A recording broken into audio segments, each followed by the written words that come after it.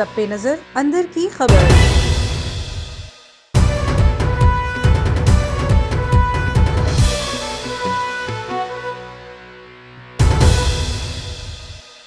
बिस्मिल्लाहिर्रहमानिर्रहीम, अस्सलाम वालेकुम। A1 टीवी के साथ मैं हूं फातिमा अहमद। नाज़रीन, आपको एक अहम तरीन खबर से आगाह करते चले। स्पीकर कौमी असम्बली ने कौमी असम्बली और सेनेट में पार्लियामेंट रहनुमाओं का इजलास 11 नवंबर को तलब कर लिया। कौमी असम्बली सेक्रेटरीट के मुताबिक इजलास स्पीकर कौमी असम्बली असद कैसर के जेर सदारत 11 नवंबर को मुनक्किद होगा। इजलास में अस्करी हुक्काम की जानिब से कौमी सलामती के अमूर पर ब्रीफिंग दी जाएगी। मजीद तफसीलात जानते हैं A1 टीवी के नुमाइंदे अब्दुल बासित से। जी अब्दुल बासित, बताइएगा 11 नवंबर के इजलास से मुतल्लिक क्या तफसीलात हैं आपके पास?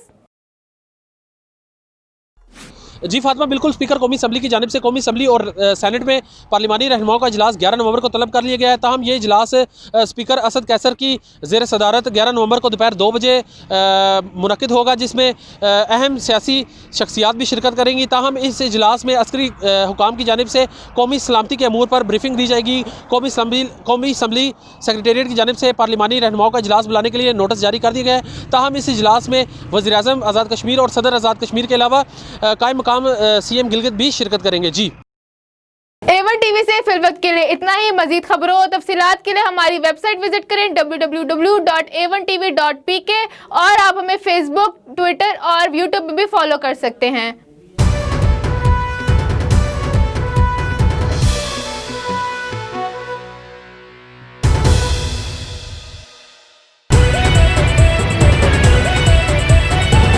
A1 टीवी, सब पे नजर, अंदर की खबर।